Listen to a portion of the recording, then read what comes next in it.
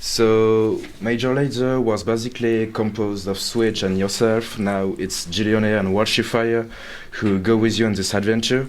Has this new trio an influence on your music?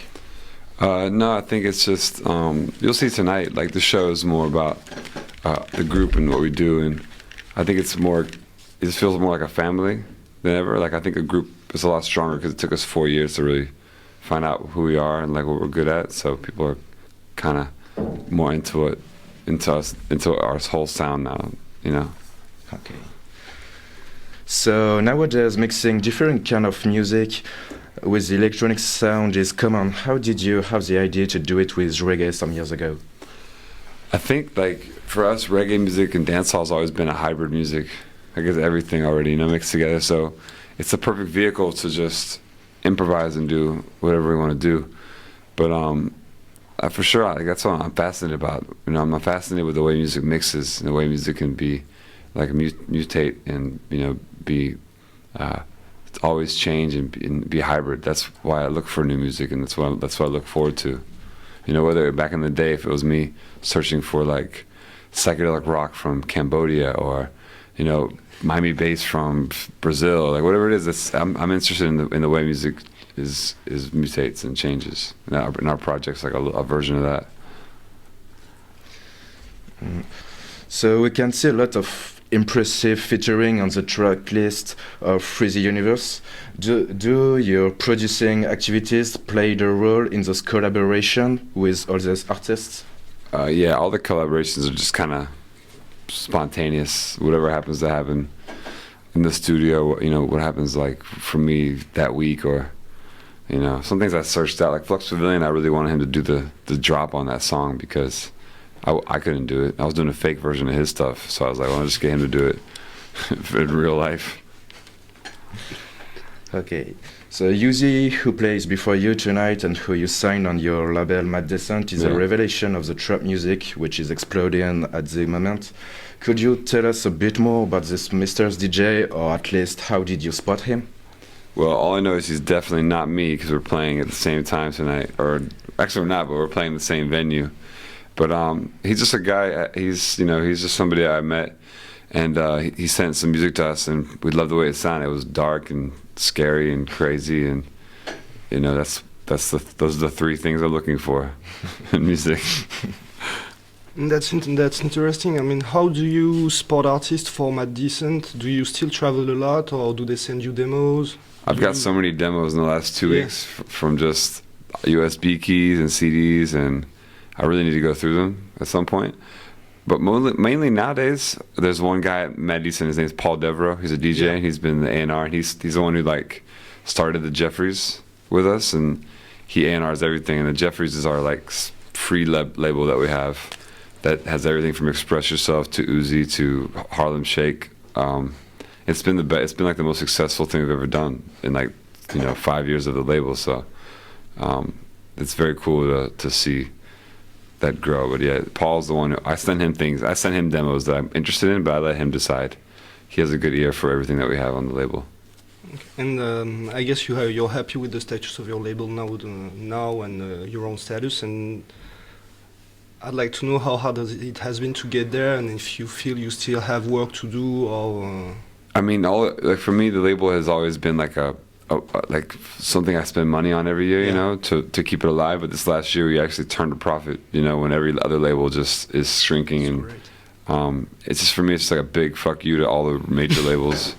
But, I feel like we're small enough to survive because you have to be fast. It's like a little small speedboat, can just like ride circles around a big giant yacht, that's how I feel sometimes. Yeah, well, with merchandising, internet and records, you're very reactive. We're very reactive. We know how to make things move fastly. We don't make a lot of money though. I'm not saying we're like billionaires, but I'm just happy that like I can pay everybody's salary, because some people have children at the label, and some people like they're 30 plus years old and they want to make money like a real person. Man's gotta eat. Because I would hate to have a bunch of people that went on this journey with me, and then all they see is their friends becoming like accountants and stuff, and they're like working for Diplo and like on welfare. So it's exciting to have people that can make money around me, and we can supplement themselves. But we have a lot more to do for sure. You know, the biggest thing is like we'll see what happens this summertime when we do our block parties. We do 5 the last 2 years, and this year we're doing 14 in different cities. So we're doing like New York, Philly, you know, not Chicago because Chicago had a riot last year. Yeah. So the city shut it down. But anyway, whatever. Austin, Texas, Miami, Fort Lauderdale, LA, Calgary, Toronto, Atlanta, a bunch of other places.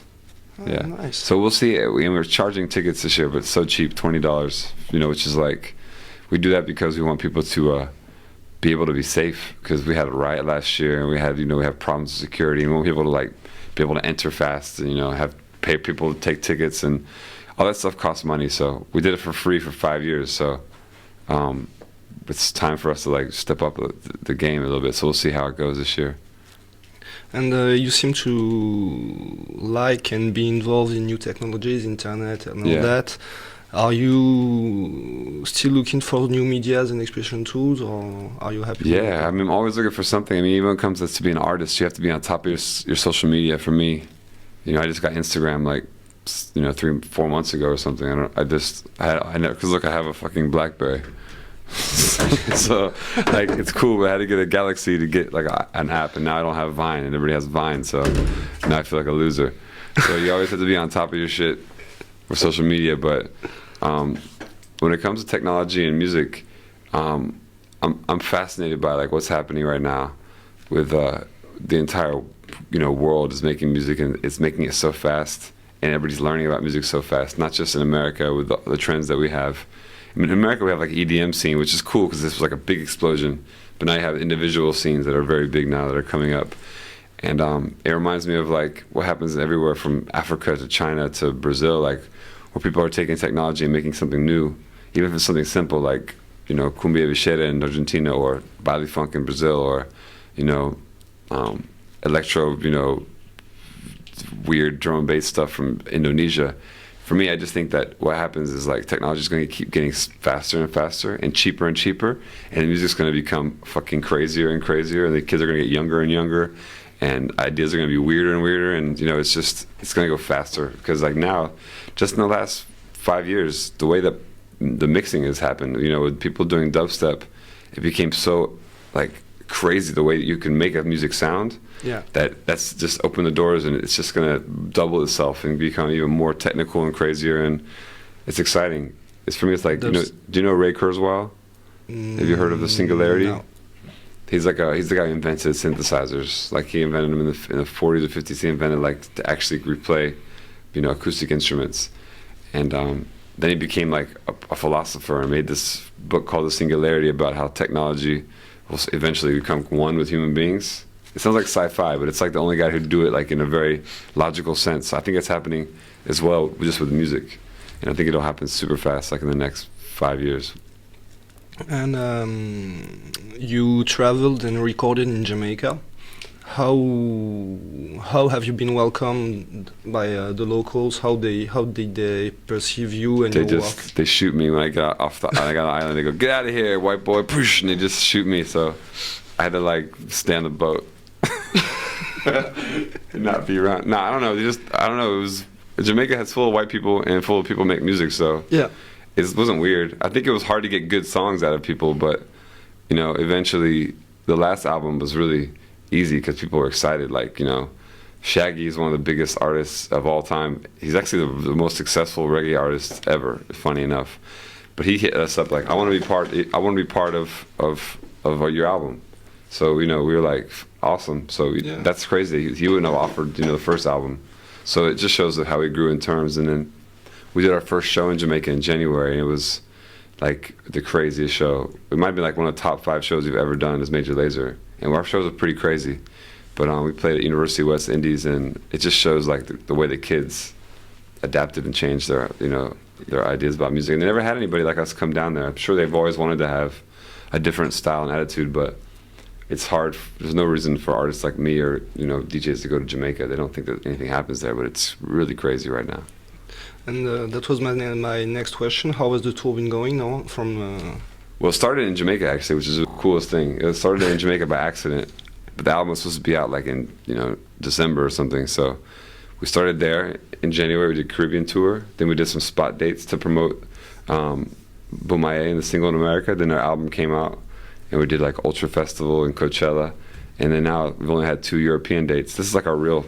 Well, actually, we did an American tour last month before the album came out, like 15 dates, and it just started. But yesterday in Paris was so cool and like really crazy. Yeah, the video reviews are impressive. Yeah, because we never, I've been coming to Paris for a long time, and I've always felt like I was part of someone else's scene, like whether it was like Social Club or, whether it was like with Pedro Winter or like whoever, like people who supported me. I've always been like a new guy, but it felt like last night was like our crowd, It was the first time it felt like it was people like 100% Major Lazer fans, so it was really exciting because I've always wanted to have that in Paris, and it was really cool. And so to finish, what are your next moves except the tour? What are you gonna do? Producing, already working on new Major Lazer stuff. Major Lazer is gonna grow because we have like a cartoon that comes out on Fox. That's gonna be like in the same time that Simpsons was on Sundays.